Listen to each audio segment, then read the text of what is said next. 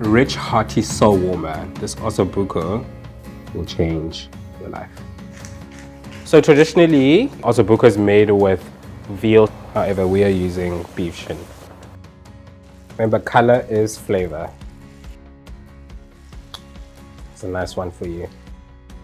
I love the fact that making it is not that labor intensive, you know? It's also a few moments of frying and tossing and paying attention. And I put it in the oven and I also just forget about it. And then what comes out is this tender, juicy, falling apart, incredible, delicious, saucy yumminess. Out of the wide range of pastas from Woolies, we're using rigatoni to serve the osso buco with. The gremolata cutting the richness of the bone marrow and the beefiness. This osso buco that will warm your heart and your soul.